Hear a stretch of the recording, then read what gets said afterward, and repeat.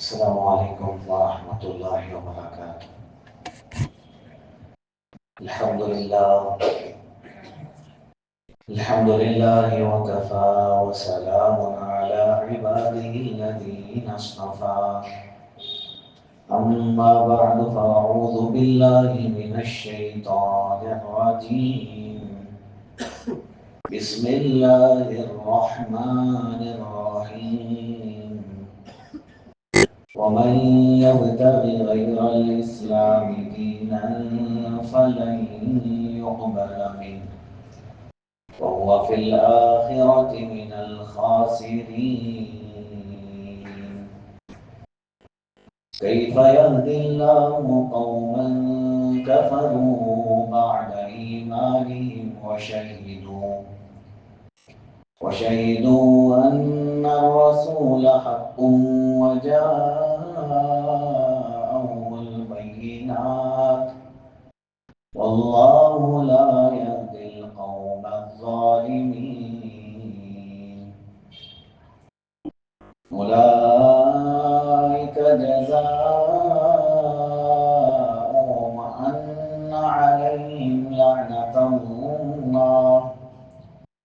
أن عليهم لعنة الله والملائكة والناس أجمعين صدق اللہ العظیم۔ میرے معزز دینی بھائیوں، عزیز و دوستوں اور بزرگوں، گزشتہ آیت میں اللہ پاک نے ہمیں رسول اللہ صلی اللہ علیہ وسلم کے واسطے سے اللہ کے رسول صلی اللہ علیہ وسلم کو حکم دیا کہ آپ یہ بتا دیجیے کہ ہم ایمان لائیں۔ کس کس پر ایمان لانا ہے گزشتہ وضاحت ہے۔ ایمان ایک ایسی چیز ہے جس کے بغیر کوئی بھی عمل مؤثر نہیں ہوتا۔ عمل کی تاثیر ہی ایمان کے ساتھ ہے۔ ایمان ہے تو پھر وہ عمل قابل قبول ہے، ایمان نہیں ہے تو پھر اس عمل کی کوئی تاثیر نہیں ہے، وہ عمل قابل قبول نہیں ہے۔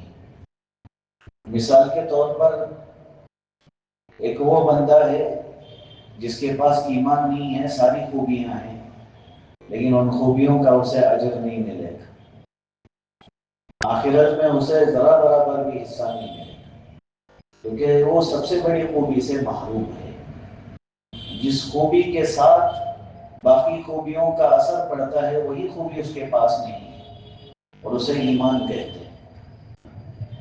جیسے عام طور پہ ان دنوں میں یہ حالات قریب میں ہم سب جانتے ہیں کہ رمضان المبارک میں جیسے ایمان والے روزوں کا اہتمام کرتے ہیں، بعض بے ایمان بھی جن کے پاس ایمان نہیں ہوتا، جو اسلام کے پابند نہیں ہیں، لیکن وہ بھی بعض احباب رمضان کے روزے رکھنا شروع کر دیتے ہیں۔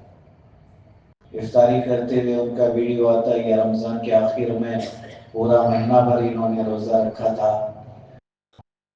روزہ رکھا ہے، لیکن اس روزے کی قبولیت کے لیے جو چیز ہونی چاہیے وہ ان کے پاس نہیں ہے، وہ ایمان ہے۔ بظاہر حکمتی طور پر ایمان، روزے کے جتنے فائدے ہیں وہ تو مل سکتے ہیں، لیکن جہاں تک اجر کا مسئلہ ہے، قبولیت کا مسئلہ ہے، یہ تو ایمان کے بغیر نہیں ہوگا۔ اس لیے ایمان بہت ہی زیادہ ہمارے اعمال کے لیے تاثیر رکھنے والی چیز ہے۔ ایک ایمان والا اگرچہ وہ نمازی بھی نہیں ہے، لیکن جب کبھی بھی عمل کرے گا اس کا عمل قبول ہوتا جائے گا، اللہ اسے قبول کرے گا، کیونکہ اسے اللہ نے ایمان کی دولت دی ہے، وہ ایمان والا ہے۔ لیکن ایمان کے بغیر جتنی بھی اچھائیاں کر لے وہ ایمان کے بغیر ادھوری رہیں گے، وہ کامل اور مکمل نہیں ہو سکتی۔ اب آج کی جو آیت ہے اس میں اللہ نے ایک ضابطہ سنایا، اور یہ آیت بظاہر ہمارے لیے بہت خوشی والی آیت بھی ہے۔ اللہ نے اسلام کے بارے میں طے شدہ ایک حکم سنایا۔ اللہ نے فرمایا وَمَن يَبْتَغِ غَيْرَ الْإِسْلَامِ دِينًا فَلَن يُقْبَلَ مِنْهُ جو شخص اسلام کے سوا کسی دوسرے دین کو طلب کرے گا تو وہ اس سے ہرگز قبول نہیں کیا جائے گا۔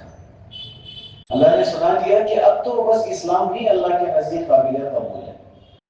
حضرات مفسرین نے اس کی وضاحت میں لکھا ہے کہ یہ ہر زمانے کے لیے بات ہے، ہر زمانے میں اسلام ہی رہا، اسلام کی صورت اور شکل رسول اللہ صلی اللہ علیہ وسلم کے دور میں آ کر مکمل ہوئی۔ اس لیے اللہ نے ضابطہ سنایا کہ رسول اللہ صلی اللہ علیہ وسلم نے جو دین پہنچا دیا یہ بس یہی دین ہے، اس کے علاوہ کوئی دین قابل قبول نہیں ہوگا۔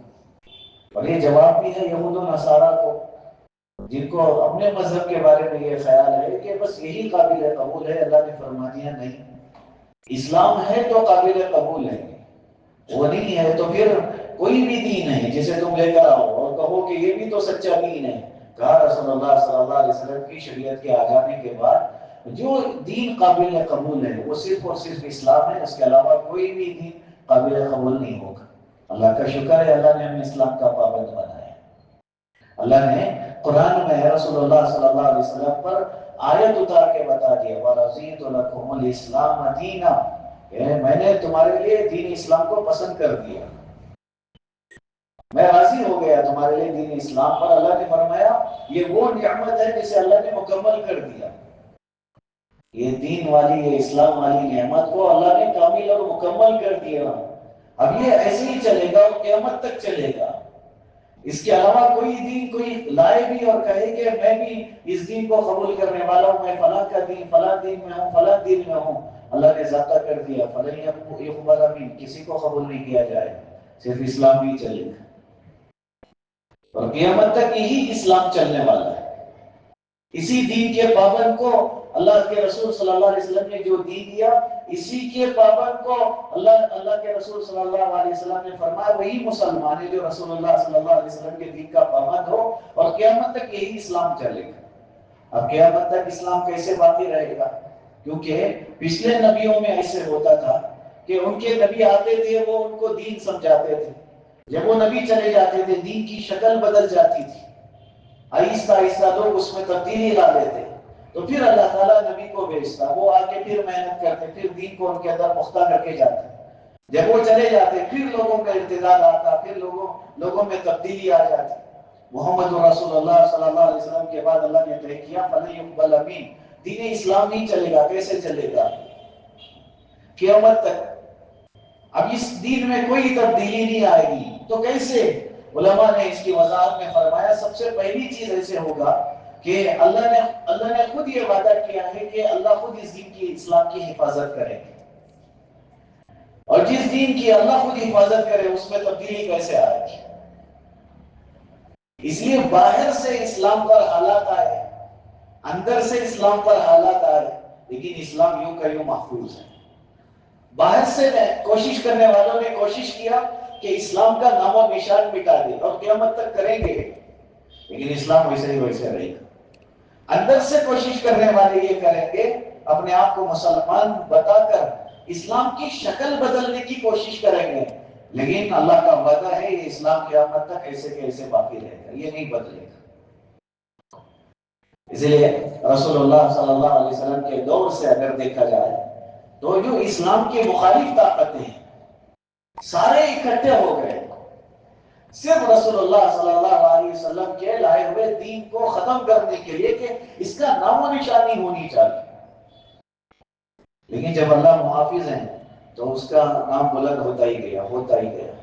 جتنی رکاوٹیں بنتی گئی اتنا دین عام ہوتا گیا، اور جو سب سے زیادہ کٹر بن کر دین کی رکاوٹ بنتے گئے ان کے گھر سے دین اسلام عام ہونا شروع ہو گیا۔ جیسے ابو جہل ہے، اس نے رسول اللہ صلی اللہ علیہ وسلم کو ختم کرنے کے لیے سب سے زیادہ کوشش کی، جس کے بارے میں بتایا فرعون و عادی الامہ، وہ اس امت کا فرعون ہے۔ بڑی تکلیف کی، بڑی کوششیں کر لی کہ نہیں یہ مذہب کو نہیں چلنے دیں گے، لیکن ان کے بیٹے پکے مسلمان حضرت اکرمہ رضی اللہ تعالیٰ صحابی رسول ہیں، اور ایسے پکے مسلمان بنے کہ رسول اللہ کے صحابی بن گئے۔ جو کٹر دشمن ہے اسی کے گھر میں پکے ایمان والے پائے جا رہے ہیں، کیونکہ یہ اسلام کبھی ختم نہیں ہوگا. جہاں سے ختم کرنے کی کوشش کی جاتی ہے وہیں سے عام ہونا شروع ہو جائے گا, اسی جگہ پہ یہ ابھرتا چلا جائے گا. حضرت اکرمہ رضی اللہ عنہ کے بارے میں کتابوں میں لکھا ہے کہ فتح مکہ کے موقع پر یہ مکہ چھوڑ کے بھاگ گئے, کیونکہ ان کو پتا تھا اگر میں ایمان لایا بھی ڈر گئے تھے تو پھر بھی میں اس دشمن کا بیٹا ہوں جس نے سب سے زیادہ اس نبی کی دشمنی کی ہے, پھر بھی یہ لوگ مجھے مار ڈالیں گے. یہ مکہ چھوڑ کے بھاگ گئے. ان کے دوست نے ان سے کہا کہ نہیں, محمد صلی اللہ علیہ وسلم سے مل لو, مسئلہ حل ہو جائے گا, جو چیز دل میں ہے اسے باہر لاؤ. ہاں نہیں, پھر بھی یہ لوگ مجھے قتل کر دیں گے, بھاگ گئے. وہاں جا کے پھر انہوں نے کشتی میں سواری کر لی کہ سمندر پار کر کے دور چلا جاؤں گا. کشتی میں بیٹھ گئے, لیکن درمیان میں جا کے کشتی پانی کے درمیان میں ایسے ہواؤں کے جھونکے میں بیچ میں اٹکی کہ وہ اب ادھر سے ادھر, اب تو جان کا بچنا مشکل ہو گیا. تو سب اپنے اپنے خداؤں کو بلانے لگے. کوئی لات کو بلا رہا ہے, کوئی منات کو بلا رہا ہے, کوئی عزا کو بلا رہا ہے, یہ ان کے اپنے خدا ہیں. تو جو کشتی چلانے والا ملاح تھا اس نے کہا یہ کوئی خدا بچانے والے نہیں ہے, بچائیں گے تو محمد کے اللہ بچائیں گے, بس اللہ کو پکارو. حضرت اکرمہ جو اس وقت میں اس کشتی میں بیٹھے ہوئے تھے, انہوں نے کہا کہ اگر میں آج بچ کے کنارے پہ پہنچوں گا تو پہلا کام یہ کروں گا کہ سیدھے محمد کے ہاتھ پہ جا کے اسلام قبول کروں. اور کشتی کنارے پہ پہنچ گئی. باپ کی وراثت سنبھالتے ہوئے سب سے زیادہ دشمنی جو کرتے ہیں ان کو کیا دے رہے اللہ, ان کو ایمان مل رہا ہے, اور ایسے مسلمان بنے. رسول اللہ صلی اللہ علیہ وسلم کے پاس سیدھے آئے اور کلمہ پڑھ کے مسلمان ہو گئے.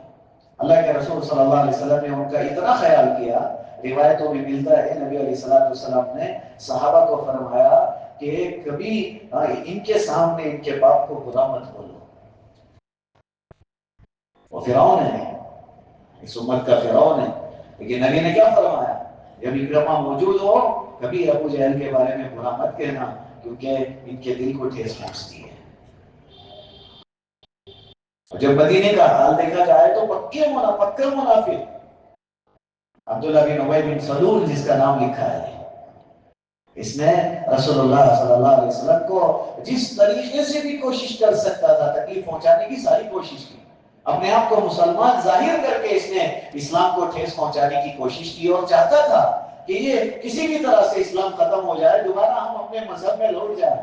ڈر کے یہ ظاہری طور پر اسلام کو ظاہر کر رہا تھا, صحابہ کے ساتھ ہی رہتا تھا, صحابہ میں لڑائیاں ڈالنے کی کوشش کرتا تھا, جنگوں میں اپنے ساتھیوں کو لے جا کے دشمنوں کے بیچ میں رسول اللہ صلی اللہ علیہ وسلم اور صحابہ کو چھوڑ کے آ جاتا اور سوچتا کہ اب تو یہ ختم ہو جائیں گے, لیکن کبھی اسلام ختم نہیں. اور یہ ایسا منافق تھا, اس کے بارے میں قرآن میں اللہ نے آیت اتاری, نبی جی آپ اس کی جنازے کی نماز نہیں پڑھ سکتی, اس کی کیا, کسی بھی منافق کی آپ جنازے کی نماز نہیں پڑھیں گے. اور اللہ نے قرآن میں اتنی تاکید سے آیتیں اتاری. اللہ نے فرمایا استغفر لہم او لا تستغفر لہم, نبی جی آپ بھی استغفار کرے یا نہ کرے پھر بھی کوئی فرق نہیں پڑنے والا. کیوں؟ ان تستغفر لہم 70 مرہ فلن یغفر اللہ, اللہ نے فرمایا اگر آپ 70 مرتبہ بھی ان کے لیے اللہ سے معافی مانگو گے اللہ پھر بھی ان کو معاف نہیں کرے گا. اور کون تھا اسلام کے اندر رہ کے اسلام کو ختم کرنا چاہتا تھا. آج بھی بہت سارے منافق مل جائیں گے, اپنے آپ کو مسلمان بھی ظاہر کرتے ہیں, لیکن ان سے اسلام کو کوئی فائدہ نہیں, نقصان ہی نقصان ہے. لیکن اتنی بات تو طے ہے کہ اسلام کبھی ختم نہیں ہوگا. یہ اسلام صرف بلند ہونے کے لیے اللہ نے دنیا میں اتارا, یہ کبھی ختم نہیں ہوگا. اس لیے اگر ہمارے ملک میں بھی یہ کوششیں ہو رہی ہو کہ یہاں سے مسلمانوں کو پریشان کرنے سے شاید اسلام ختم ہو جائے, یا ہمارا یہ پورا ملک اسلام سے خالی ہو کے ان کا اپنا ذاتی ملک بن جائے گا, تو یہ صرف یہ خواب ہے, یہ حقیقت نہیں ہے. ایسا ہو ہی نہیں سکتا. دو ہی شکلیں ہیں, یا اسلام رہے گا یا اسلام نہیں رہے گا. اسلام رہے گا تو پھر امن رہے گا, پوری دنیا کی سلامتی رہے گی. جب اسلام ختم پھر دنیا ختم. اسلام کے بغیر تو دنیا بھی نہیں ہے, اور ایک بھی ہے اسلام پر چلنے والا پوری دنیا ہے. یہ اللہ کا ضابطہ ہے, کیونکہ روح کے طور پر اللہ نے اسلام کو اتارا. یہ دنیا کی روح ہے, یہ ہے تو پھر دنیا ہے, یہ نہیں تو پھر دنیا بھی نہیں ہے. ایسے ممالک جہاں کے بارے میں ہمارا تصور یہ ہے کہ وہاں زیادہ تر عیسائی مذہب ہے، یہودی مذہب ہے، لیکن انہی کے اندر ایسے اسلام کے پکے مسلمان پیدا ہو رہے ہیں جن کو اسلام سے غیر درجے میں محبت ہے اور ڈٹ کے ایمان پر اڑے ہوئے ہیں اور باطل طاقتوں کا مخالفت کر رہے ہیں، لڑ رہے ہیں. ہر جگہ موجود ہے، ہر جگہ. اب عبداللہ بن ابی بن سلول جس کے بارے میں اللہ کہہ رہے ہیں یہ وہ منافق ہے جس کے لیے نبی جی آپ معافی مانگو گے تبھی میں اسے معاف نہیں کروں گا. اور قرآن کی آیت میں آپ غور کرو گے تو پتا چلے گا اللہ اسے کتنے ناراض ہوں گے. اللہ نے فرمایا فَلَن يَغْفِرَ اللَّهُ، اللہ اسے ہرگز معاف نہیں کریں گے. سوال ہی پیدا نہیں ہوتا اس کے معاف ہونے کا، طے ہے اس کا جہنم میں جانا. اور اللہ نے ایک جگہ پہ قرآن میں فرمایا ان المنافقین فی الدرک الاسفل من النار، جہنم کے سب سے نچلے درجے میں ڈال کر اللہ منافقوں کو عذاب دے گا. کافروں سے بھی زیادہ سخت عذاب منافقوں کو ہوگا. ابھی اس حساب سے دیکھا جائے تو یہ دشمنی اس کے وراثت میں چلتی ہے، لیکن اسلام بلند ہوتا ہے کہاں کہاں سے. ہم اندازہ کریں اس کے بیٹے عبداللہ ان کا نام تھا، پکے مسلمان تھے، اسی کے بیٹے تھے. اس لیے ایک سفر میں اس نے رسول اللہ صلی اللہ علیہ وسلم کے بارے میں برا بولا. واقعہ مختصر طور پر میں عرض کرتا ہوں. ایک جگہ پہ صحابہ ایک غزوے میں موجود تھے، ایک جگہ پہ کسی مسئلے میں صحابہ میں آپس میں بات چیت ہوئی. ایک انصاری صحابی تھے، ایک مہاجر تھے، ایک مکے سے آئے ہوئے صحابی، ایک مدینے کے.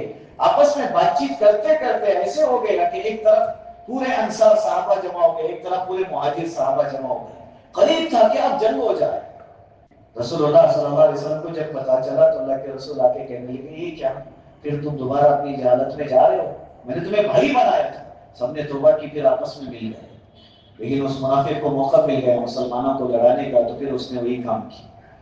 بس انصار کو، اپنے ساتھیوں کو اس نے جمع کیا، کہا یہ لوگ تھے کیا، جب آئے تھے تو نہتے تھے، خالی تھے، نہ کپڑا ہے، نہ روٹی ہے، نہ مکان ہے، کچھ نہیں تھا، سب کچھ ہم نے دیا، اور دیکھو آج کیا کر رہے ہیں، ہم سے لڑنے کے لیے آ رہے ہیں. اس لیے اس نے ایک بات کہی تھی لَيُخْرِجَنَّ الْعَزُّ مِنَ الْأَذَلِّ، قرآن میں ہے کہ ہم عزت والے لوگ جب مدینے میں جائیں گے ان ذلیلوں کو باہر نکالیں گے. نعوذ باللہ. اس میں اس نے نبی کو ساتھ جوڑ کے کہا کہ بس ان کو بھی باہر نکالیں گے.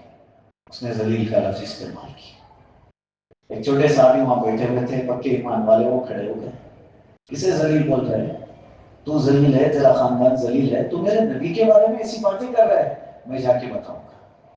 تھے چھوٹے حضرت زید رضی اللہ تعالیٰ، دوڑے ہوئے رسول اللہ صلی اللہ علیہ وسلم کے پاس آ کے انہوں نے درد سے سنایا کہ رسول اللہ بات ایسی ہے، اس نے ہمارے بارے میں ایسی باتیں کی ہیں، آپ کے بارے میں، آپ کے مہاجر ساتھیوں کے بارے میں اس نے یہ بات کہی ہے. اللہ کے رسول صلی اللہ علیہ وسلم ابھی ان کی بات سن رہے، وہ آ گیا اور آ کے قسمیں کھا رہا ہے. میں قسم کھاتا ہوں میں نے ایسا نہیں کہا. ہاں منافق جھوٹی قسم کھانا اس کی عادت تھی، اس نے قسم کھایا. اب کرنا کیا چاہیے؟ صحابہ سے مشورہ کیا تو بڑے بڑے صحابہ نے کہہ دیا رسول اللہ بچے کی بات ہے، شاید سننے میں کچھ غلطی ہو گئی ہو، اس نے ایسا نہ کہا ہو، کیونکہ وہ اسلام ظاہر کر رہا ہے. اللہ کے رسول نے فرمایا چلو خاموش ہو جاؤ. سب خاموش ہو گئے. لیکن حضرت زید وہ اتنے پکے ایمان والے تھے، انہوں نے اللہ کو سنایا اللہ آج اگر یہ مسئلہ حل نہیں ہوا نا تو قیامت تک لوگ مجھے جھوٹا بولیں گے. نبی کہیں گے کہ چھوٹا بچہ آ کے غلط خبر سنا دی. قیامت تک میرا تذکرہ جب بھی آئے گا یہ کہا جائے گا کہ ایک بچہ اس نے آ کے جھوٹ بولا اور وہ سننے میں غلطی کر ڈالا تھا. اللہ آج تجھے فیصلہ کرنا ہوگا. اور کہتے ہیں مجھے یقین تھا اللہ کی طرف سے فیصلہ آئے گا. پکے ایمان والے تھے، اس لیے کہتے ہیں دور سے چھپ کے ہمیشہ رسول اللہ کو دیکھا کرتا تھا کہ وہی کے آثار تو نظر نہیں آ رہے. لیکن جب سفر شروع ہوا میں نے دیکھا کہ اللہ کے رسول صلی اللہ علیہ وسلم کی اونٹنی کو بوجھ محسوس ہو رہا ہے، اب وہ ایسا لگ رہا ہے کہ رسول اللہ پر وحی اتر رہی ہے. پھر میں نے اللہ سے ہاتھ اٹھا کے کہا اللہ آ رہی ہے وہی، یہ تو پتا ہے، لیکن میرے حق میں آنی چاہیے. یقین تھا اللہ کی ذات. اللہ وہ یقین ہمیں بھی نصیب فرمائے. مانگا اللہ سے ایسے. رسول اللہ صلی اللہ علیہ وسلم وحی سے فارغ ہو کے اللہ کے رسول نے ان کو بلا کے کہا کہ اس نے سچ کہا ہے، یہ سچا ہے. ان کی طرف کیسی تھی آپ سوچیں. اب جب یہ سچے ہیں تو ظاہر سی بات ہے وہ منافق کو جھوٹا. اب وہ مدینے کے قریب جا رہے ہیں، لیکن ان کے بیٹے جو حضرت عبداللہ تھے پکی ایمان والے، انہوں نے اپنے باپ کو زمین پر بٹھایا، کہا بیٹھ مدینے کے باہر بیٹھ، تیرا فیصلہ کروں گا اسی جگہ پہ. اور گردن پر تلوار رکھی اور کہا بس نبی کے آنے کا انتظار ہے، جب نبی آئیں گے نبی کے سامنے تیری گردن ماروں گا۔ جو اسلام ختم کرنا چاہتے تھے ان کے دلوں میں، ان کے گھروں میں اسلام ایسے تھا، ان کے بچوں کے دلوں میں اسلام ایسا تھا، کیونکہ یہ اسلام کبھی ختم نہیں ہوگا، یہ ظاہر سی بات ہے، یہ طے شدہ ہمارے اللہ نے طے کر دیا، وَمَن يَبْتَغِ غَيْرَ الْإِسْلَامِ دِينًا فَلَن يُقْبَلَ مِنْهُ، اس کے علاوہ کوئی دین اللہ قبول ہی نہیں کرے گا، کوئی مقبول ہی نہیں ہے، بس یہی ہے۔ اب وہ بیٹھا ہوا ہے، وہ اپنے بیٹے سے کہہ رہے، باپ سے بڑھ کے کہا ہاں جب تو نبی کے بارے میں برا بولتا ہے تو پھر تیری کوئی حیثیت نہیں ہے میری نظروں میں کوئی کسی جگہ۔ اللہ کے رسول صلی اللہ علیہ وسلم حضرت عمر بھی اجازت مانگ رہے، نبی جی اجازت دیجیے میں اس کی گردن مار دوں، منافق ہے، ہمارے بارے میں آپ کے بارے میں اس نے برا کہا، اللہ کی آیتیں اتر آئی ہیں، اب تو اس کی گردن اڑانی ہی پڑے گی۔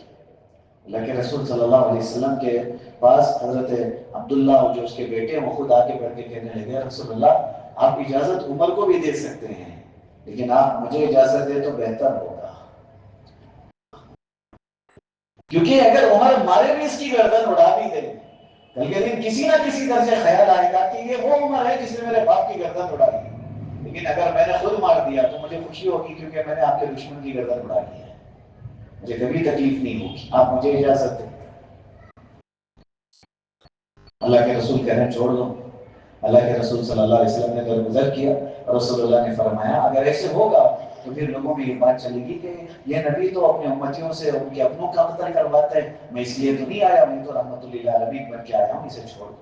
لیکن حضرت عبداللہ جو اسی کے بیٹے تھے انہوں نے اسلام کو ایسے تھاما ہوا تھا، انہوں نے صاف اپنے باپ کو کہا کہ دیکھ اب اگر تو بولے گا کہ ذلیل تو میں ہی ہوں پھر تجھے چھوڑوں گا ورنہ میں نہیں چھوڑوں گا۔ اس نے اعتراف کیا تو پھر اپنے باپ کے گردن سے تلوار ہٹا دی۔ مجھے یہ بتانا ہے کہ ہر دور میں اسلام کو ختم کرنے کی کوششیں ہوئی، آج بھی ہو رہی ہیں، قیامت تک ہوگی۔ اس میں ہمارا کام کیا ہے اس وقت میں یہ تو طے ہے، کیونکہ اسلام کیسے باقی رہے گا یہی عنوان تھا ہمارا کہ قیامت تک چلنے کے لیے اب نبی تو کوئی نہیں آئیں گے، اللہ کے رسول صلی اللہ علیہ وسلم آخری نبی ہیں۔ پچھلی امتوں میں ایسا ہوا کہ بگاڑ آتا، نبی آتے صحیح کر جاتے، لیکن یہ اسلام قیامت تک چلنا ہے، اس کے لیے کیا نظام اللہ نے بنایا، اللہ نے خود یہ طے کیا ہے کہ اللہ خود اس کی حفاظت کرے گا، پہلا مسئلہ اللہ۔ اور دوسری چیز رسول اللہ صلی اللہ علیہ وسلم نے دین کے بارے میں اتنی رہبری کر ڈالی ہے کہ اب دوسرے دینوں میں گھسنے کی ضرورت ہی نہیں ہے ہر اعتبار سے۔ اس کے باوجود بھی پھر بھی تیسرے طریقے پر اس کے باوجود بھی اگر ہمیں کوئی چیز نئی طور پر اسلام کا سامنا کرنا پڑ رہا ہے تو اس کے لیے بھی اللہ تعالیٰ نے ہر دور میں ایسے لوگوں کو پیدا کیا جو اسلام کے محافظ بن کے کھڑے ہو جاتے ہیں۔ ہر دور میں اللہ کے رسول صلی اللہ علیہ وسلم کے بعد حضرت ابوبکر کھڑے ہو گئے، اس وقت میں ارتداد عام ہے، اسلام سے ہٹنے والوں کا ایک بڑا مجمع ہے۔ بہت سارے لوگ کہتے ہیں زکات تو نبی کو دیتے تھے، ہم نبی کے بعد زکات دینا ہی صحیح نہیں ہے، زکات کے خلاف ہو گئے۔ بہت سارے انہوں نے جھوٹے نبی ہونے کا دعویٰ کر دیا، بہت سارے اب موقع تھا مدینے پر حملہ کرنے کا، انہوں نے ارادہ کر لیا کہ ہم سب مل کے حملہ کریں گے، لیکن اللہ نے اسلام کی حفاظت کے لیے ایک ہستی کو کھڑا کیا جسے حضرت ابوبکر صدیق رضی اللہ تعالیٰ کہتے ہیں۔ وہ کھڑے ہو گئے اور انہوں نے کیا کہا، اَيَنْقُصُ الدِّينُ عَنْ حَيٍّ، دین میں کبھی اور ابوبکر زندہ رہے یہ ہو نہیں سکتا، میری جان جانے تک لڑوں گا، اور جو بھی سامنے آیا سب سے کہا نہیں مقابلہ تو ہوگا، سارا مدینہ خالی ہو جائے، سب کو باہر نکلنا پڑے، سب کو نکال دوں گا، لیکن دین میں کمی آنے نہیں دوں گا۔ حضرت عمر رضی اللہ تعالیٰ نے کہا کہ ابوبکر ابھی نہیں، تھوڑے دن خاموش رہ جاتے۔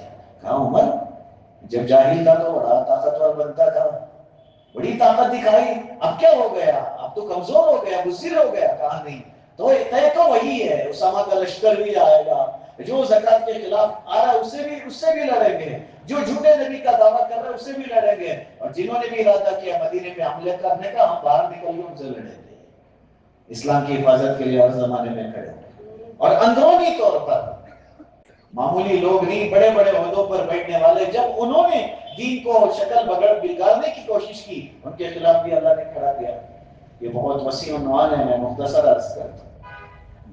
ہمارے ملک میں اکبر بادشاہ جو گزرا اس کے ذہن میں خیال آیا کہ میں تو بس اپنا ایک دین قائم کروں گا، اور اس نے دین الہی کے نام سے دین قائم کیا، اور بکے ہوئے کچھ لوگ جو عالم بھی تھے اس کے ساتھ جڑ گئے، بہت ساری نئی چیزیں داخل کی، بہت ساری چیزیں.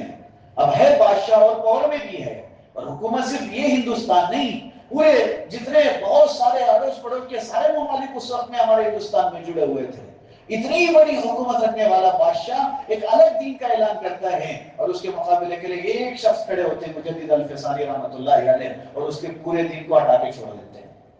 ان کو جیل میں بھی رکھتا ہے، طرح طرح کی کوششیں بھی کرتا ہے. بڑے بڑے علماء اس کے ساتھ جڑے ہوئے ہیں جنہوں نے تفسیر ایسے لکھی، 3 جلدوں میں پورے قرآن کی تفسیر لکھی، اور ایک بھی نقطے والا حرف استعمال نہیں کیا. اور سوچو کتنا علم ہوگا. لیکن جب حق سامنے آیا تو وہ سارے ختم ہو گئے، سب ختم ہو گئے. اس لیے اسلام میں مضبوطی پیدا کرنے کی ضرورت ہے، کیونکہ یہ تو چلے گا قیامت تک، یہ ختم نہیں ہوگا، یہ بلند ہی ہوتا رہے گا. کسی نے لکھا نا، اسلام کی فطرت میں قدرت نے لچک دی ہے، اسلام کی فطرت میں قدرت نے لچک دی ہے، یہ اتنا ہی ابھرے گا جتنا کہ دبائیں گے، جتنا دبانے کی کوشش کریں گے اللہ اسے یہ ابھرتا ہی جائے گا، اللہ ابھاریں گے اسے، یہ باہر ہی آئے گا. اس لیے میرے بھائیوں، اسلام کو سمجھنا ہوگا. اسلام کی حفاظت کا اللہ نے ہر زمانے کے لیے نظام بنایا ہوا ہے. ایک ہی ساتھ کئی سارے لوگ اسلام کی حفاظت کے لیے مجدد کے طور پہ اللہ پیدا کرتے ہیں. اللہ ان سے اسلام کی حفاظت کرتے آئے ہیں. جب بھی نیا طریقہ جس سے امت کے گمراہ ہونے کا اندیشہ ہوتا ہے، علماء کھڑے ہو جاتے ہیں، نہیں یہ غلط ہے. اس کے خاطر کئی سارے علماء، ان کی زندگیاں جیلوں میں کٹ کے زندگی ختم ہو گئی، جیلوں کے اندر سے ان کے جنازے نکلے، لیکن اسلام پر آنچ آنے نہیں دی انہوں نے. اللہ نے ان کو تیار کیا تھا. امام احمد ابن حنبل رحمۃ اللہ علیہ اسلام کے دین کی حفاظت کے لیے ہی انہوں نے کوڑے کھائے. اور کیسا کوڑا کھایا، جس کوڑے کی کیفیت میں لکھا ہے کہ جب وہ ہاتھی پہ مارتے تو اس کی چیخیں نکل جاتی، لیکن 80 سال کی عمر میں ایسے کوڑے کھا کے اسلام کی حفاظت کے لیے کھڑے رہے، دین پر آنچ آنے نہیں دیا. بادشاہ کہتا تھا کہ احمد تو غلط کر رہا ہے، تیری یہ غلطی ہے، تو بادشاہ کے خلاف جا رہا ہے. اور اسے کہتے کہ احمد تو سوچ لے تو صحیح کہ تیرے ساتھ ہے کون، تو کھڑا ہوا ہے. تو وہ کہتے کہ ہمارے جنازے بتائیں گے کون اخبار تھا. علماء نے دونوں کی جنازے کی کیفیت لکھی. امام احمد ابن حنبل رحمۃ اللہ علیہ جو انتقال ہوئے ہیں، ان کے بارے میں لکھا ہے صرف جنازے کو دیکھ کے 18,000 یہودیوں نے کلمہ پڑھ کے ایمان قبول کیا. صرف جنازہ ہی ہے. لیکن بعد میں راستہ ناؤ کے لوگوں نے بتایا کہ جس جگہ پہ جنازے کے لیے لوگ جمع ہوئے تھے 6 لاکھ سے زیادہ کا مجمع تھا. اب یہ وہ زمانہ جہاں نہ کوئی خبر پہنچا سکتا ہے، کچھ بھی نہیں. اللہ کے ولی تھے، اسلام کی حفاظت کے لیے کھڑے ہوئے تھے، جمع ہو گیا مجمع. لیکن وہی بادشاہ جو وہ ان کو تکلیف دے رہا تھا، وہ اسلام کی شرع بگاڑنے کی کوشش کر رہا تھا. چوتھے انسان کو کرائے پہ لینا پڑا اسے دفن کرنے کے لیے. 3 آدمی تھے، چوتھے کو کرائے پہ لے کے اسے دفن کرنا پڑا. حضرت کہتے تھے جنازہ بتائیں گے کہ ہم کیا ہیں. اللہ نے بتایا. اس لیے میرے بھائیوں، اسلام کیا ہے آسان لفظوں میں اگر کہا جائے، اسلام یہ پورے 5 چیزوں میں ہے. اسے ہمارے ذہن میں ہونی چاہیے. بہت سارے لوگ مسلمان ہیں جن کو اسلام کا نہیں پتہ، کہتے اسلام کیا ہے تو بس وہ خاموش ہو جاتے ہیں. اسلام 5 چیزیں ہیں. سب سے پہلی چیز ہمارا ایمان، جسے اعتقاد کہتے ہیں، عقیدہ. ہمارا عقیدہ صحیح ہو، ہم مسلمان ہیں، ہمارے عقیدے کا صحیح ہونا ضروری ہے. دوسری چیز ہمارے عبادات، جتنے اعمال ہم کر رہے ہیں یہ سارے عبادات میں آتے ہیں، یہ اسلام ہے. اور تیسری چیز یہ اخلاق ہے. اللہ کے رسول صلی اللہ علیہ وسلم کے جو اخلاق نبی نے دیے ہیں، ان اخلاق کا نام اسلام ہے.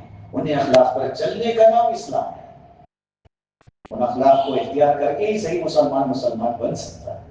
ان اخلاق سے ہٹا اسلام نہیں ہے، صرف نام ہے. اس لیے کئی موقع پر رسول اللہ صلی اللہ علیہ وسلم نے بہت سارے حقوق کے بارے میں کہہ دیا کہ فلاں کام کرے گا وہ کامل ایمان والا نہیں رہے گا، کیونکہ وہ اخلاق سے ہٹ رہا ہے، اس سے لوگوں کو تکلیف ہو رہی ہے، وہ صحیح مسلمان نہیں ہو سکتا. اور چوتھی چیز فرمایا وہ معاملات ہے، ہمارا لین دین. ہم سوچتے ہیں بس کاروبار ہے، لیکن وہ اسلام ہے. ہمارا لین دین بھی ہے، ہم بازار میں ہیں، ہم خرید و فروخت کر رہے ہیں. اس لیے سب کے احکامات بتا دیے، لین دین کے کیا احکامات ہیں، حقوق کیا ہیں، اور اخلاق کے حقوق کیا ہیں، عبادات کے حقوق کیا ہیں، اعتقاد اور ایمان کے حقوق کیا ہیں، سب بتا دیا. اور 5ویں چیز معاشرت. ہماری گھریلو زندگی، ہماری خاندانی زندگی، ہماری ازدواجی زندگی، ہمارے والدین والی زندگی، جہاں ہم رہتے ہیں، یہ ساری چیز، یہ معاشرت ہے، ان سب میں، انہی 5 چیزوں میں ہمارا پورا اسلام ہے. ہم جہاں بھی رہیں، ہمارے دل کا مسئلہ ایمان، یہاں اگر ہم مضبوط ہیں، ہم اللہ پر ایمان لاتے ہیں، اللہ کی کتابوں پر، اللہ کے فرشتوں پر، اللہ کے رسولوں پر، آخرت کے دن پر، موت کے بعد دوبارہ اٹھائے جانے پر، اچھی بری تقدیر پر ہمارا ایمان ہے، ہم پکے مسلمان. ہماری عبادت، نماز، روزہ، یہ جتنی عبادتیں ہیں، اگر ہم اس میں پکے ہیں، ہم پکے مسلمان ہیں. اور تیسری چیز ہمارے اخلاق. اللہ کے رسول صلی اللہ علیہ وسلم نے فرمایا اکمل المؤمنین ایمانا احسنهم خلقا، سب سے کامل ایمان والا وہ ہے جس کے اخلاق اچھے ہیں. اخلاق اچھے نہیں ہیں، وہ کامل ایمان والا نہیں ہو سکتا. اور آج اس چیز کی کمی ہے. چھوٹوں میں بڑوں سے بات کرنے کی تمیز ختم ہو گئی، چھوٹوں میں بڑوں کی عزتیں ختم ہو گئی، اولاد میں ماں باپ کی عزتیں ختم ہو گئی، ماں باپ میں اولاد کی تربیت کا نظام ختم ہو گیا، بڑوں میں چھوٹوں کے لیے شفقت ختم ہو گئی، لوگوں سے علماء کی عظمت کا انداز ختم ہو گیا. جتنی چیزیں تھیں، یہ ساری چیزیں آج تقریباً اخلاق سے جڑی ہوئی ہے، مفقود ہوتی جا رہی ہے، ختم ہوتی جا رہی ہے. مطلب یہ ہے کہ نام حقیقت والا اسلام ہم سے دور ہوتا جا رہا ہے، ہمیں فکر کرنے کی ضرورت ہے. اور معاملات، یہ ہماری صفائی ہے. ہم جتنے معاملات کے صاف ہوں گے، اتنا اسلام دنیا میں عام ہوگا. اللہ ہمیں ذریعہ بنائے گا. ہم کاروباری لین میں بھی رہتے ہوئے معاملات ایسے رکھے ہیں کہ لوگوں کو پتا چلے کہ اسلام نے معاملات بھی بہت سکھائے. اور صحابہ نے دکھایا تھا. ایک صحابی، ایسے ہی ہم نے کسی اللہ والے سے سنا کہ جب ان کے پاس ایک غیر ایمان والا کچھ سامان خریدنے کے لیے آیا تو انہوں نے کہا کہ بھائی نہیں، میرے پاس نہیں، سامنے والے سے خرید لینا. وہ کہہ رہے ہیں مجھے آپ کی چیز پسند آئی ہے، آپ دے دو نا. وہ مسلمان صحابی کہتے نہیں، سامنے لے لو نا. اور اسے بھیج رہے ہیں، جاؤ جاؤ سامنے لے لو، سامنے لے لو. اب یہ بھی چلے گئے، جا کے سامنے والے کو دیکھا کہ وہ اس کا مذہب ہے، اس مذہب والا ہے جو خریدنے آیا تھا، یعنی وہ بھی مسلمان نہیں ہے. اب اس سے سامان تو خرید لیا، لیکن ساتھ میں کہنے لگے کہ بھائی یہ شاید یہ ایمان والا جو ہے یہ ہمیں سامان نہیں دینا چاہتا، شاید اس کے دل میں ہمارے بارے میں کچھ برائی ہے، یہ مجھے اپنی جگہ اپنی دکان سے سامان کیوں نہیں دی؟ چاہتا تو یہ دے سکتا تھا، اس کا نفع ہے، لیکن یہ مجھے آپ کے پاس بھیج رہا ہے. اس نے کہا میرے بھی پتہ نہیں، چلو پوچھتے ہیں. جب دونوں جا کے انہوں نے اس سے پوچھا کہ آخر جب تمہارے پاس وہ چیز موجود ہے، گاہک خود چل کے آیا ہے، وہ لے رہا ہے، تم نے دی کیوں نہیں؟ دے تو سکتے تھے، کیا وجہ ہے تم نے دی کیوں نہیں؟ انہوں نے کہا جب پوچھ رہے ہیں وہ تو لے لو. بات یہ ہے کہ میں اور یہ دونوں ایک ہی جگہ پہ رہتے ہیں، ہمارا نظام ایسا ہے کہ ہم دونوں گھر سے نکلتے ہیں، آتے ہیں، یہاں کماتے ہیں، اور جو کماتے ہیں ساتھ میں لے کے جاتے ہیں. گھر میں رات میں بچے انتظار کر رہے ہوتے ہیں، کھاتے ہیں، پیتے ہیں اور سو جاتے ہیں. آج صبح میں اپنے کاروبار پہ کھڑا ہوا، یہ اپنے کاروبار پہ کھڑا ہوا ہے، لیکن آج صبح سے اب تک میں نے اتنا کما لیا ہے جس سے آج رات کا میرا گزارا ہو سکتا ہے. لیکن اس بھائی کے بارے میں صبح سے دیکھ رہا ہوں کہ یہ خالی ہی خالی ہے. جب یہ واپس گھر اپنے جائے گا، اس کے بچے اس کے ہاتھ دیکھیں گے کہ آج ابا خالی ہیں، اور یہ رات کو کروٹیں بدلتے ہوئے رات گزارے گا. میں نہیں چاہتا کہ اس کے گھر والے بھوکے سوئیں، میں نہیں چاہتا کہ بھوکے سوئیں. جو آئے تھے نا، جو خریدنے آیا تھا، اس نے کہا کہ بھائی سامان خریدنے کے لیے اس کے پاس بھیجا تھا، تیری بات کی لاج رکھی، میں نے سامان خریدا، لیکن ایمان تو ہی دے گا، کلمہ تو ہی پڑھائے گا. سامان تو خرید لیا ہے، لیکن کلمے سے خالی مت بیچنا. کلمہ پڑھ کے مسلمان ہو گئے. بیچنے والے نے کہا بھائی سامان میں بیچ سکتا ہوں، لیکن ایمان تو خریدنا مجھے بھی ہے، مجھے کلمہ پڑھ کے مسلمان ہونا ہے، کلمہ پڑھ کے مسلمان ہونا ہے. کہ ہماری زندگی کے کسی بھی کاروبار سے کوئی غیر ایمان والا کہ ہم سے کھڑے ہو کے کہہ رہا ہو کہ بھائی تمہارے مذہب میں کتنی سارے معاملات سکھائے ہیں، کیا میں یہ سیکھ سکتا ہوں؟ کیا کبھی زندگی میں ایسا واقعہ پیش آیا ہو کہ کوئی غیر ایمان والا کپڑے بھی لے رہا ہو، ہمارے سامان بھی خرید رہا ہو، اور ساتھ میں ہمارے اخلاق سے متاثر بھی ہو رہا ہو؟ کہا نہیں، سامنے والے کا نقصان ہوگا تو بھی ٹھیک ہے، لیکن مجھے پورا کمانا چاہیے، مجھے پورا وصول کرنا چاہیے، شاید سامنے والا بھوکا مارے فرق نہیں پڑتا. یہ ہمارے بنائے ہوئے طریقے ہیں، لیکن اسلام نہیں. اس لیے ایک صحابی نے غلام کو بھیجا تھا کہ ایک سواری خرید کے لا، اور غلام نے جا کے سواری خریدی.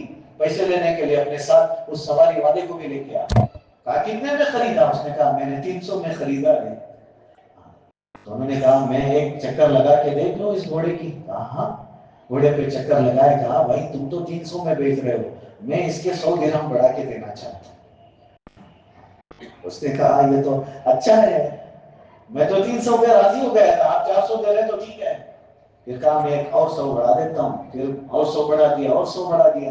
غلام کہہ رہا ہے آقا میں نے قیمت طے کر کے آپ کا نفع کرنے کے لیے اتنے میں اسے راضی کر کے آپ کے پاس لایا ہوں, وہ بھی راضی ہو گیا ہے, آپ کیسے انسانیں بڑھاتے جا رہے ہیں بڑھاتے جا رہے ہیں. کیا ہوا؟ انہوں نے کہا کہ مجھے میرے نبی نے یہ بات سمجھائی تھی کہ سامان خریدنی ہے, کسی کی مجبوری نہیں. میں سمجھ گیا کہ یہ 600 درہم کا گھوڑا 300 میں کیوں بیچ رہا ہے, اس کی ہے ہی اتنی قیمت. لیکن جب یہ 300 میں بیچ رہا ہے میں سمجھ گیا کہ یہ واقعی مجبور ہے. اس کی مجبوری نے اسے مجبور کر دیا کہ یہ اپنی قیمت گھٹا کے بیچیں. لیکن ہم تو مجبور نہیں ہے نا, ہم تو پابند ہیں, ہم مجبوری کا سودا نہیں کرتے ہیں, ہم تو اصلی قیمت دیں گے. یہ معاملات ہیں. اور اللہ کے رسول صلی اللہ علیہ وسلم نے ہمیں معاشرت دی تھی. انہی 5 چیزوں میں ہمارا پورا اسلام ہے. اسلام کی بنیاد 5 چیزیں, لیکن پورا اسلام دین اسلام یہ 5 چیزیں. اس لیے میرے بھائیوں ہمیں پتا تو کہ ہم اعتقاد ایمانیات کے بھی پکے ہوں, عبادات کے بھی, معاشرت کے بھی, معاملات کے بھی, اور اخلاق کے بھی. یہی اسلام ہے, اور اس کے بارے میں ہمارے علم میں بات ہونی چاہیے. انشاءاللہ وقت ختم ہو رہے ہیں, آگے موقع ہوگا تو آگے کی آیتوں میں اس مضمون کو جوڑ کر آپ کے سامنے بات رکھی جائے گی. 3 آیتیں پڑھی تھی لیکن ایک ہی آیت کی تفسیر ہوئی ہے, باقی آیتیں انشاءاللہ آئندہ جمعہ پر آپ کے سامنے اس کی تفسیر ہوگی. اللہ نے اس آیت میں فرمایا وَمَن يَبْتَغِ غَيْرَ الْإِسْلَامِ دِينًا فَلَن يُقْبَلَ مِنْهُ, جو شخص اسلام کے سوا کسی دوسرے دین کو طلب کرے گا تو وہ اس سے قبول نہیں کیا جائے گا. وَهُوَ فِي الْآخِرَةِ مِنَ الْخَاسِرِينَ, اور کہا آخرت کا مسئلہ پھر وہ تباہ برباد ہے. آخرت میں وہ خسارے والوں میں سے ہے, تباہ کاروں میں سے ہے. وہاں آخرت میں بھی اسے بہت بڑا نقصان ہوگا. اس لیے اس بات پر اللہ کا شکر بھی ادا کرنا ہے کہ اللہ نے ہمیں اسلام والا بنایا, اور اسی حالت اسلام پر ہمیں دنیا میں جانا ہے. ایک بات بتا کے میں اپنی بات کو ختم کرتا ہوں. اللہ نے قرآن کے اس کے بعد کے پارے میں ہی وہ آیت ہے یا ایھا الذین آمنوا اتقوا اللہ, اے ایمان والو اللہ سے ڈرو. ڈرنا کیسے ہے؟ حق تقاتی, جیسے اسے ڈرنے کا حق ہے. اور آگے اللہ نے ایک بات بتائی وَلَا تَمُوتُنَّ إِلَّا وَأَنْتُمْ مُسْلِمُونَ, تمہاری موت ایسے آئے کہ تم مسلمان ہو. اللہ خود یہ چاہتے ہیں, اللہ نے ہمیں حکم دیا کہ دیکھو مرتے رہو تو ایسے مرو کہ اسلام تمہارے پاس رہے. اس لیے یہ ایسی چیز ہے کہ اس کے لیے ہمیں بہت محنت کرنی ہوگی. ورنہ بہت سارے ہیں مرتے ہوئے اسلام سے دور ہو جاتے ہیں, بہت سارے جاتے ہوئے آخر وقت میں ان کو کلمہ نصیب نہیں ہوتا. اللہ سے دعائیں کرنی ہیں کہ اللہ ایمان اور اسلام والی زندگی نصیب فرما, اور ایمان اور اسلام والی موت نصیب فرما. اللہ سے دعا ہے اللہ ہمیں عمل کی توفیق نصیب فرما. الحمدللہ رب العالمین. اللهم صل على سيدنا شفيعنا حبيبنا مولانا محمد وبارك وسلم. اللهم أرنا الحق حقا وارزقنا اتباعه, وأرنا الباطل باطلا وارزقنا اجتنابه. اللهم إنك عفو كريم تحب العفو فاعف عنا یا کریم. اللہ ہم سے بڑا گنہگار کوئی نہیں ہے, ہمیں معاف فرما. آپ سے بڑا رحمان کوئی نہیں ہے, آپ سے بڑا رحیم کوئی نہیں ہے. آپ غفار ہیں, آپ ستار ہیں. اللہ آپ ہی سب کچھ ہیں, آپ کے علاوہ کوئی کچھ بھی نہیں ہے.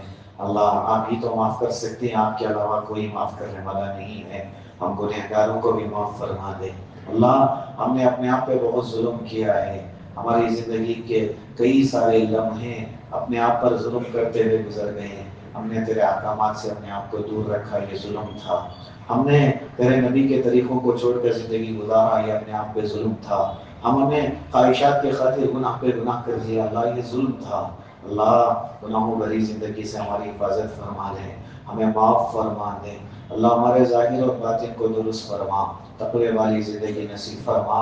اللہ آپ نے مسلمان بنایا, مومن بنایا, یہ آپ کا احسان ہے. اللہ کسی غیر کے گھر میں بھی پیدا ہوتے, ساری زندگی مندروں میں بھی گزر جاتی, پھر بھی چور چرا کرنے کا حق نہیں تھا.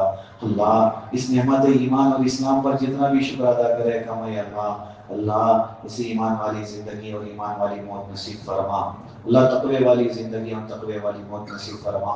اللہ حسن خاتمہ نصیب فرما, سوء خاتمہ سے ہماری حفاظت فرما.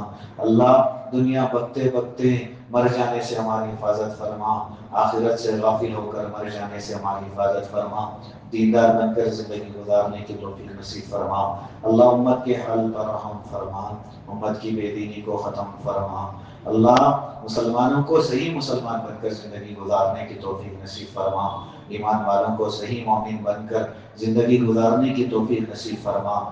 اللہ جتنے بھی ایمان ہیں اللہ انہیں بھی ہدایت نصیب فرما، ایمان سے اسلام سے محبت نصیب فرما۔ جو شدت پسند ہیں اللہ انہیں بھی اسلام سے محبت نصیب فرما۔ اللہ ہدایت نہیں ہے انہیں اس کو نابود فرما، ہلاک و برباد فرما۔ بہت سارے فرعون دنیا میں آئے جنہوں نے اسلام کو ختم کرنے کی کوشش کی، خود ختم ہو کے چلے گئے۔ دنیا بھی عبرت کے ساتھ ختم ہوئی، آخرت کا انجام بھی برا ہے۔ اللہ موجودہ فرعونوں کو بھی وہی حشر فرما۔ اللہ جہاں کہیں بھی مسلمانوں کو پریشان کرنے کی کوششیں کی جا رہی ہیں اللہ ان کی کوششوں کو ناکام فرما، اللہ انہیں بے نقاب فرما۔ اللہ ان آزمائشوں سے ہماری حفاظت فرما، ایمان پر ثابت قدمی نصیب فرما۔ اللہ عافیت کے ساتھ زندگی گزارنے کی توفیق نصیب فرما، مساجد مدارس خانقاہ مراکز کی حفاظت فرما، امت مسلمہ کے ہر فرد کی حفاظت فرما۔ اللہ ہمارے ایمان میں مضبوطی نصیب فرما، اعمال کی حفاظت فرما۔